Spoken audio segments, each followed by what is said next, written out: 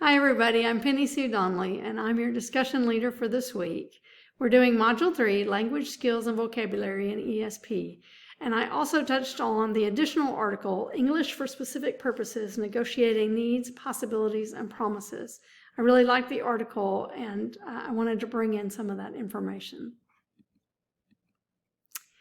So 2 of the words really stood out to me. Both of them actually were from the article. And the 2 words were ensemble and possibilities. So I'm going to begin with the idea of ensemble, and I'm going to use that as sort of the theme throughout this presentation. And then I'm going to close out with the idea of possibilities. So I pulled this quote from the article. Understanding the ensemble of communicative needs and how those needs are realized in a professional community of practice provides the basis of purposeful and strategic ESP instruction. So I like this idea because an ensemble is a group of people who perform together musically, or a group of things that together make a whole, something more than themselves. And so that's what we're dealing with. We're dealing with this mass of decisions that we have to make for course design, or a lot of information that we assemble together as part of the process of course design. And then the text introduces us to those steps in an organized way. They start with reflection, and they progress us through all these different decisions about language and skills and vocabulary. And then the additional article also adds assessment to that list. So we're bringing these things together, again, with the idea of an ensemble, making something larger, the whole of the course. So the ensemble of communicative needs that we'll be addressing today are language, skills, and vocabulary. So the text started asking us some of our beliefs about language, and they gave us a couple of questions.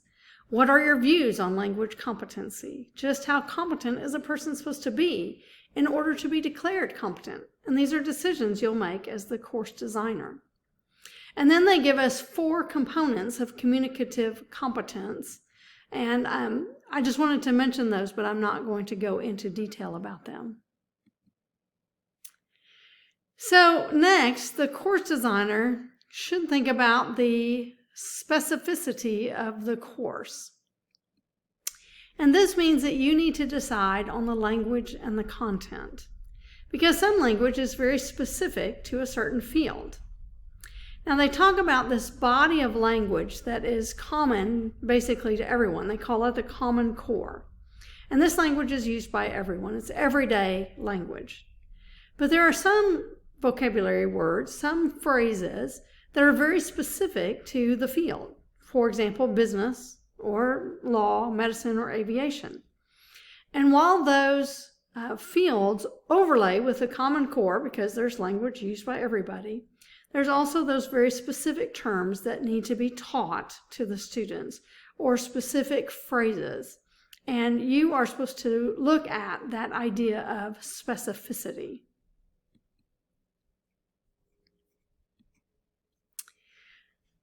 So the next idea that they presented was the idea of threshold language. And this idea also captured my imagination, because when I think about a threshold, I think about the threshold of my house, and that gives me entry into the rest of the house. So the threshold of language is the point at which the students enter into the language of the field. And this is the point at which instruction is geared. It's the place where instruction is supposed to be the optimal place to deliver information to the student. And so you decide the threshold of language. So the next thing we're looking at in language is grammar. And there was a lot of information on it, and I tried to keep this short. So I've consolidated some of this. And the first thing is, of course, to decide, are you going to teach grammar or are you not? If you decide to teach grammar, will it be a focus on form, or will it be a focus on forms? Or they even say, will it be a focus on function? And this is where they began talking about the idea of discourse analysis, because this is a place where you start seeing common linguistic forms in the language in the target field. And also, it begins to introduce needs analysis here to help you to see if the learners have any specific grammatical needs that you need to address in your course.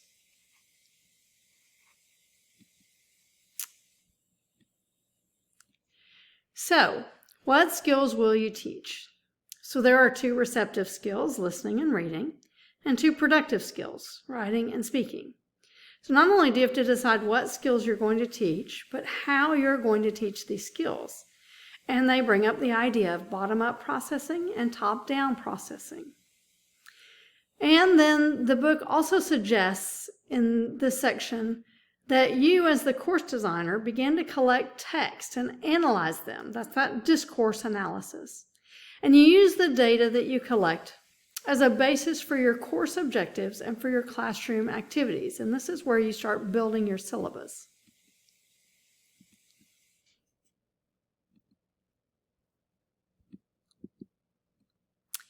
So when you get into the skill of writing, you need to decide the approach that you'll take for writing, or whether you want to use a combination of the things that they give you. So the first one they mentioned was the product writing, where you focus on what the end result of the writing will be. Or process writing, which is where you focus on the process, the drafting and the revising. They talk about also genre. This is where you focus on texts in the field to determine the characteristics of writing that goes on in that field. And then they bring up the idea of academic literacies. And the academic literacies is where you are making meaning of academic text. This is beyond the sentence level. And this includes academic vocabulary, and they even said figurative language, which surprised me a little bit. So you have to decide what is it that you're going to teach them when you teach them writing.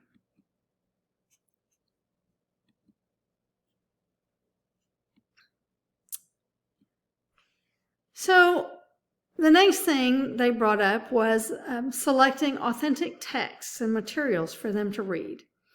And page 38 of the textbook has a list of this, and it actually told you whether the materials will lend themselves better to reading or to writing, to listening to, or to speaking. And then I also wanted to bring out that the textbook introduces this idea of reading into writing. And this is what we do as graduate students. We read and then we write some sort of an academic response to what we have learned. And I've never heard that phrase before, reading into writing, but that is exactly what we do. And this is something you can include in your course.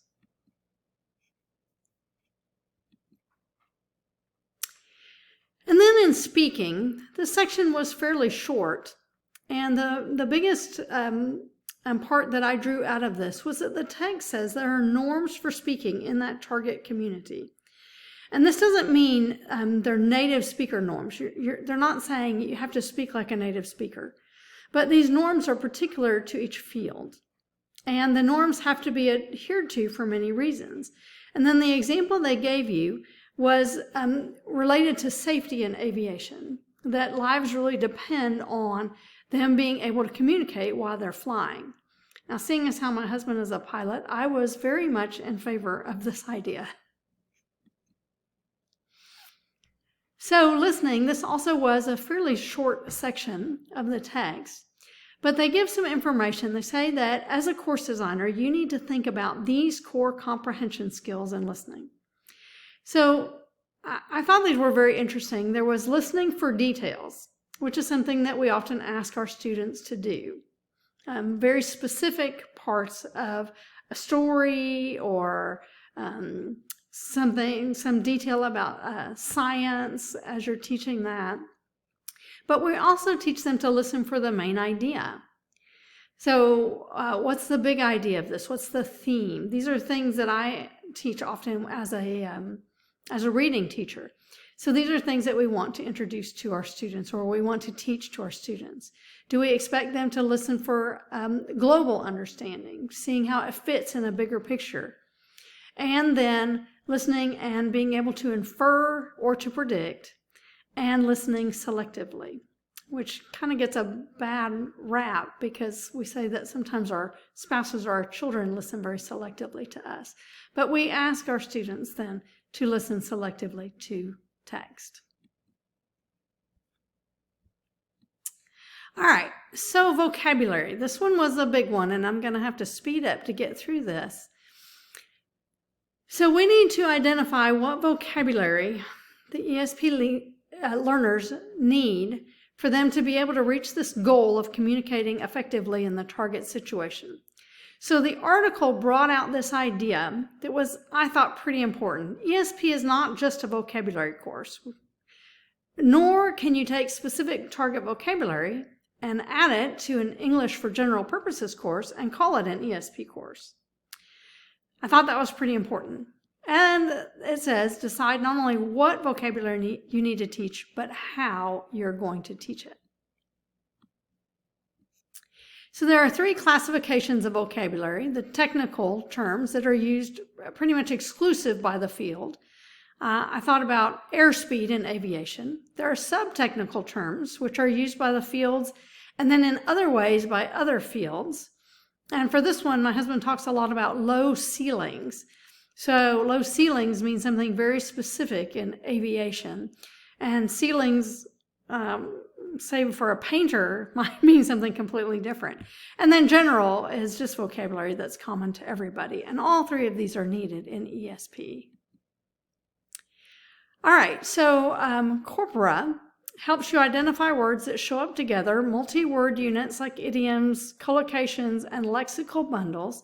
These are all things that you need for teaching, and this is the best place to get them.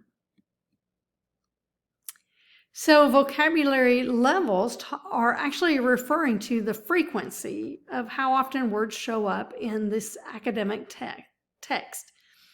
They bring up the idea of this academic word list, which is out there, a corpora, and the text emphasized that the specifics that you are teaching might be at the lowest of the frequency levels, but they're essential for the learners to acquire. And again, I'm going to go back to this idea of ensemble. You don't have to be a specialist in the vocabulary, but it is your job to see that your students can operate in their target communicative situation, which means you need to make sure your students can master it, which means you need to know it. But this might not be as hard as you think. Since the students are already interested in this or already working in the field, they have apparently fewer problems with the technical vocabulary. But the bonus for you is that you learn so many new things about so many new fields. If you teach several different ESP courses, you're adding to your ensemble of knowledge all the time. So the more you teach, the more you learn. All right, there are places where you can get this vocabulary, these sources, subject specialists, the subject dictionary, vocabulary list, but it's emphasized that corpus is the best source. All right, I just want to very quickly touch on this assessment that they bring up from the article where they talk about using authentic ways to assess. They suggest portfolios where you use the language in professional functions like making a flight plan or writing up a lab report or even observing the students in the environment where they're called on to produce the language. And then they give you this template of RAFT, which has this different context that the professional might experience and that you can use for assessment. All right, and this is where I want to close, and I'm going to have to hurry because I'm almost out of time. The idea is possibilities. The article discussed the possibilities in ESL, and the possibilities are not just for you, but for other stakeholders. So what are you going to do with these possibilities? And I want to remind you, at the beginning of the pandemic, nobody knew where 2020 was going to take us. Nobody knew that Zoom meetings were going to consist of could consist of ensembles of music where they meet together and perform beautifully. And somebody saw the possibility of that and capitalized on it. And so here are some for you.